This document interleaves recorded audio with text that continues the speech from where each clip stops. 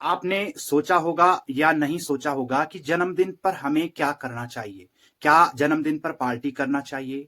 क्या केक काटना चाहिए? क्या हैप्पी बर्थडे बोल करके ही जन्मदिन को इतने तक सीमित रखना चाहिए? या फिर होटलों में जाकर के बड़ी-बड़ी पार्टियां करना चाहिए? आजकल ज्यादातर क्या हो रहा है कि लोग अपना जन्मदिन तारीख के हिसाब से मना रहे हैं, तारीख के हिसाब से ही पूज रहे हैं। और ये तारीख के हिसाब से जो लोग पूज रहे हैं ये बिल्कुल गलत है, क्योंकि तारीख के हिसाब से कभी भी जन्मदिन नहीं पूजना चाहिए। इसका कारण मैं आपको बताऊंगा कि ऐसा मैं क्यों बोल रहा हूं। आप जन्मदिन पर हैप्पी बर्थडे बोलो, पार्टी करो, खूब खाओ, केक काटो, इससे ना तो कोई रिजल्ट है ना तो इसका कोई फल है। बस ये है कि हमारी संतुष्टि हो जाएगी, हमारा पेट भर जाएगा, बस इतने तक ही ये बात सीमित रहेगी। इसलिए शास्त्र हमें बताता है कि ऐसा कल्याणमय कार्य करो जिससे आपका उद्धार हो। ये खाने पीने की वस्तु सिर्फ पेट तक ही सीमित होती है और पेट को भरती है, और ज्यादा खा लिया तो ये रोग भी उत्पन्न कर देती है। इसलिए हमें शास्त्र बताता है कि ऐसा कार्य करो, ऐसा कर्म करो जिससे कि आपका उद्धार हो।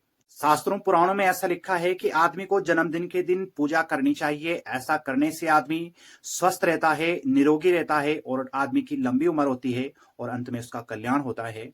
ऐसा लिखा है कि सुबह उठ करके गंगा जल से स्नान करना चाहिए या शुद्ध जल से स्नान करना चाहिए।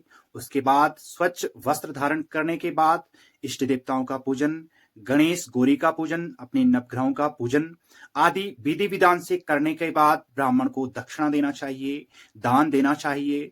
ऐसा विधान करना चाहिए कि जन्मदिन का काफी लंबा विधान होता है, उस विधान से पूजा करनी चाहिए। ऐसा करने से मनुष्य के ग्रह शुभ हो जाते हैं, जो अगर क्रूर ग्रह भी हैं वह शांत हो जाते हैं, और अपना वर्ष पर लगा करके अपने वर्ष के गोचर ग्रहों का दान भी देना चाहिए। जन्मदिन की पूजा तारीख के हिसाब से नहीं करनी चाहिए, आपको करनी चाहिए गति के हिसाब से, प्रविष्टि के हिसाब से। अर्थात जो हिंदी के महीने आते हैं, अंग्रेजी की तारीख से नहीं, क्योंकि हिंदी के महीने के अनुसार सूर्य ही उस राशि पर भ्रमण करता है। अर्थात जिस टाइम आपका जन्म हुआ था उसी टाइम पे सूर्य उसी राशि पे रहा था, और वही दिन ठीक 1 साल के बाद आता है। जन्मदिन की पूजा हमेशा ध्यान रखना हिंदी महीने के अनुसार ही करना चाहिए। हिंदी महीने में आपकी कौन सी गति थी, कौन सी प्रविष्टा थी, प्रविष्टा गति एक ही हुई। हिंदी महीने हमेशा सूर्य के हिसाब से चलते हैं। जब आपका जन्म हुआ था सूर्य जिस राशि पे रहा होगा, जिस गति पे रहा होगा, ठीक 1 साल के बाद उसी दिन पर वह उसी स्थिति में आ जाता है। अंग्रेजी जो महीने होते हैं वह फिक्स होते हैं, उसमें आगे पीछे का कोई मतलब नहीं है, उसमें गिनती है तो गिनती है। लेकिन सूर्य की गति कभी आगे हो जाती है, कभी पीछे हो जाती है। आपकी गति कब थी जन्म की वह ध्यान रखनी है। कब हो सकता है, माना बात उदाहरण के लिए बोल रहा हूं कि आपका जन्मदिन 15 तारीख को है, लेकिन आपकी जन्म की गति 14 तारीख को आ गई या 16 तारीख को आ गई। कोई ये फिक्स नहीं है कि 15 तारीख को ही आपका जन्म की गति आएगी, क्योंकि अंग्रेजी तारीख तो फिक्स आ जाएगी, लेकिन गति का आपने ध्यान रखना है। गति मतलब सूर्य, सूर्य की स्थिति आपकी कैसी थी जन्म समय में, वही गति आपने पकड़नी है। इसलिए ध्यान रखें कि अंग्रेजी तारीख के हिसाब से बिल्कुल जन्मदिन नहीं पूजना है, गति के हिसाब से ही जन्मदिन पूजना है।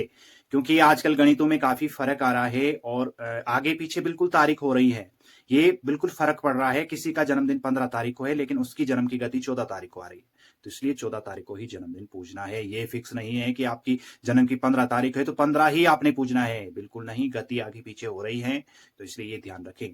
इस कलिकाल में मनुष्यों के ऊपर ग्रहों का काफी बड़ा प्रभाव रहता है, इसलिए ऐसा कर्म करो जिस कर्म करने से हमें इस संसार में किसी प्रकार का कष्ट ना हो और अंत में हम मुक्ति को प्राप्त हो जाएं। आशा करता हूं यह जानकारी आपको अच्छी लगी होगी।